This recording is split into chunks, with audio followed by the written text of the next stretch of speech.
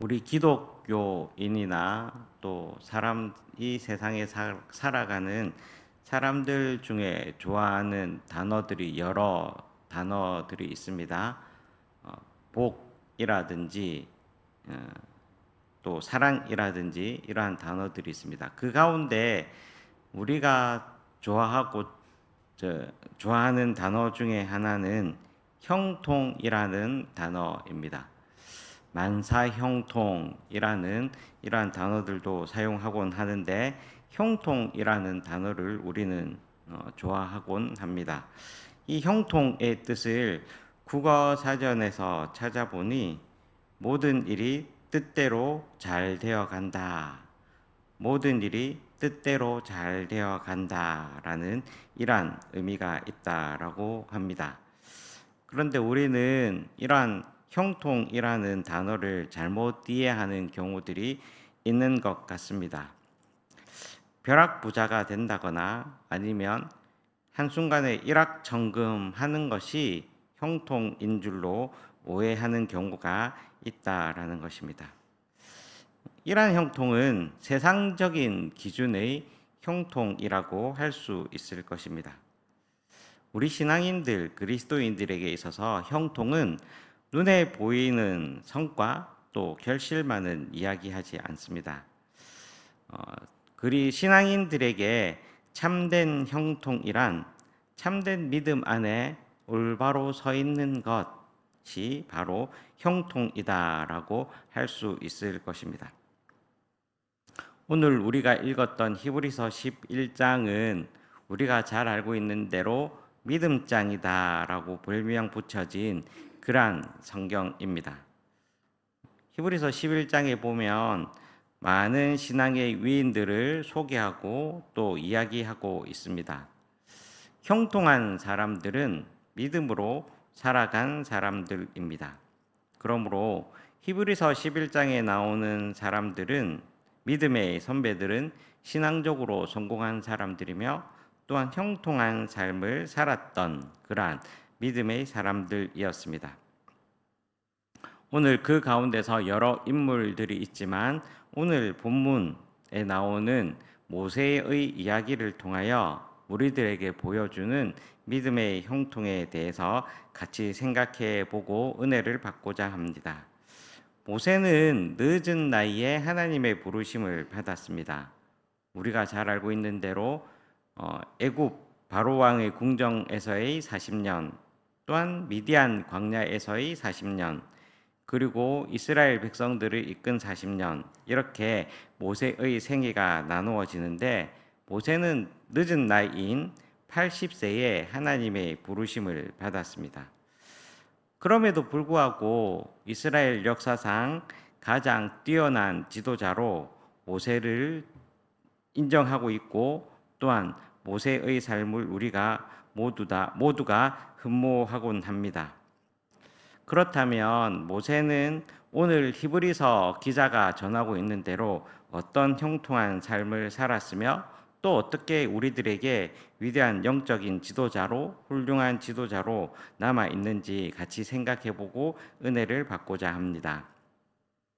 모세가 형통한 삶을 살 수 있었던 첫 번째 이유는 바로 그가 거절하는 삶을 살았기 때문입니다. 오늘 읽었던 본문 말씀 24절 말씀을 함께 보시겠습니다. 24절 말씀입니다. 제가 읽어보겠습니다. 믿음으로 모세는 장성하여 바로의 공주의 아들이라 칭함받기를 거절하고 아멘. 모세가 이스라엘의 영적인 지도자로 성공적인 위인이 될 수 있었던 이유는 바로 그가 거절하는 믿음을 가졌기 때문입니다. 애굽 나라 바로 왕의 공주의 아들이라는 신분으로 모세는 출세할 수 있었습니다. 그 당시에 세계 최강국이었던 애굽에서 바로의 공주의 아들로 편하게 살아갈 수 있고 또한 자기가 원하기만 하면 출세가 보장된 그러한 삶이었습니다. 그러나 모세는 세상적인 방법으로 출세하기를 원하지 않았습니다.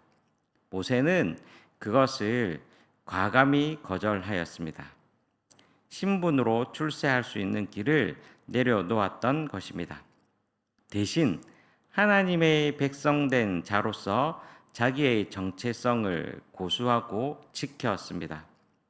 신앙적인 양심에 따라서 자신의 영적인 신분을 분명히 하였던 것입니다. 세상적인 신분을 내려놓고 영적인 신분을 택하기로 한 것이었습니다. 그렇게 했을 때에 모세는 마침내 이스라엘의 참되고 위대한 지도자로 형통의 복을 누릴 수 있게 되었던 것입니다. 우리가 잘 알고 있는 요셉도 거절함으로써 성공한 사람이었습니다. 창세기 39장에 보면 보디발의 집에서 관리인으로 있던 요셉에게 보디발의 아내가 아무도 없는 틈을 타서 요셉을 성적으로 유혹하였습니다. 그럼에도 불구하고 요셉은 보디발의 아내의 유혹을 단호히 거절함으로 말미암아 순간적으로는 그가 많은 어려움을 겪었지만 보디발의 아내의 유혹을 거절함으로 말미암아 요셉은 실패한 인생이 아니라 성공한 인생이 될 수 있었습니다. 여러분, 믿음의 사람들이라면 거룩한 분별력이 있어야 할 줄로 믿습니다. 그래서 사도 바울은 로마서 16장 19절에서 우리들에게 이렇게 권면하고 있는데, 너희가 선한 데는 지혜롭고 악한 데에 미련하기를 원하노라 라고 권면하고 있습니다. 그러므로 우리가 생각해야 할 것은, 우리가 하나님이 보시기에 신앙적인 기준에 거절해야 할 것을 분명히 거절하고, 또한 받아들여야 할 것은 정확하게 받아들이는 것을 구별할 때에 우리는 형통의 삶을 살아갈 줄로 믿습니다. 그래서 하나님께서 우리들에게 분명한 지혜의 기준을 주심으로 말미암아서 하나님의 것 아닌 것, 또 세상적으로 출세하게 보이는 것, 이러한 것을 믿음으로 분명히 거절하실 수 있는 우리 모든 성도님들이 되시기를 주님의 이름으로 축복합니다. 두 번째로 모세가 형통한 삶을 살아갈 수 있었던 이유는 그가 고난받는 삶을 살았기 때문입니다. 오늘 본문 25절 말씀을 다시 한번 보시겠습니다. 25절 말씀입니다. 제가 천천히 한번 읽어 보겠습니다. 도리어 하나님의 백성과 함께 고난받기를 잠시 죄악의 낙을 누리는 것보다 더 좋아하고. 아멘.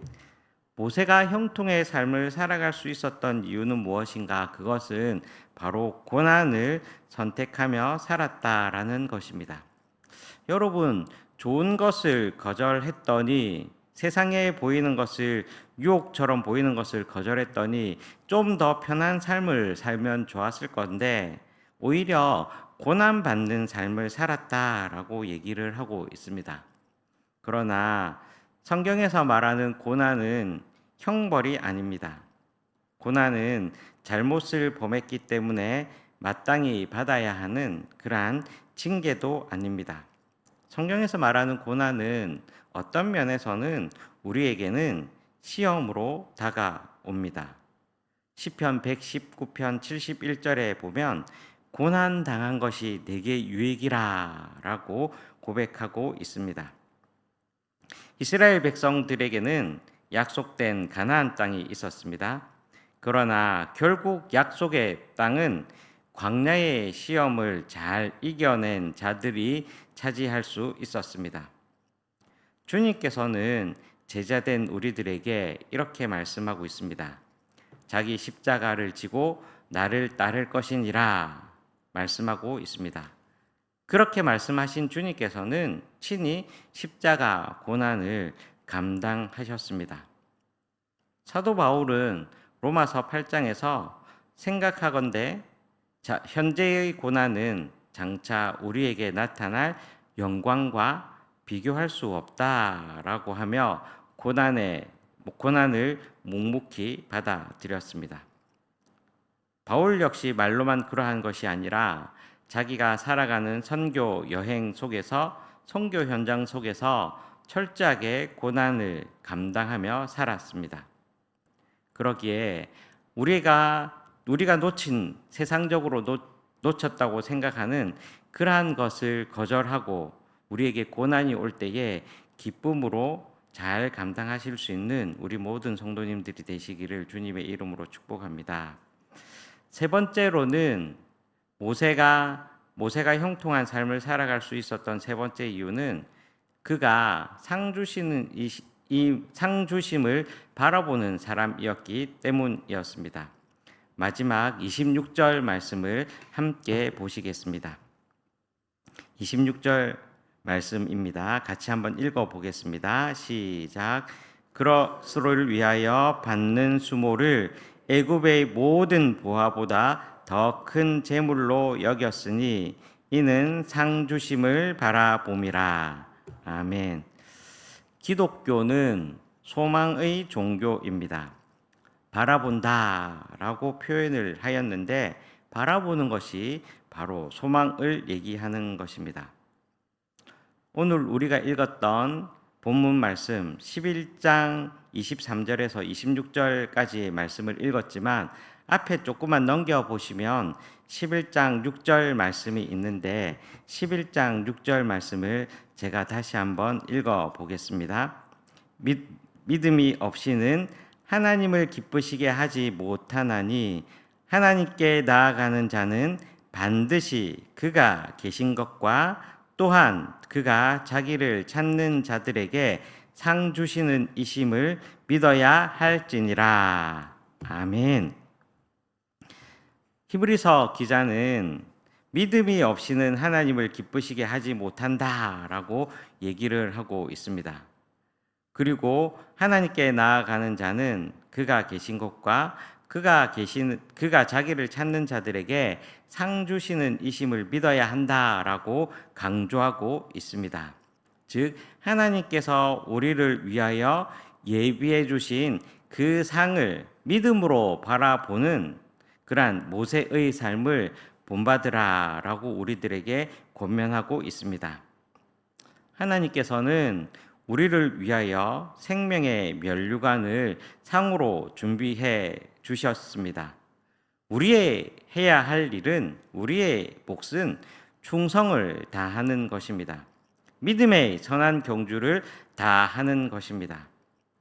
하나님을 믿는 신앙은 밑도 끝도 없는 굴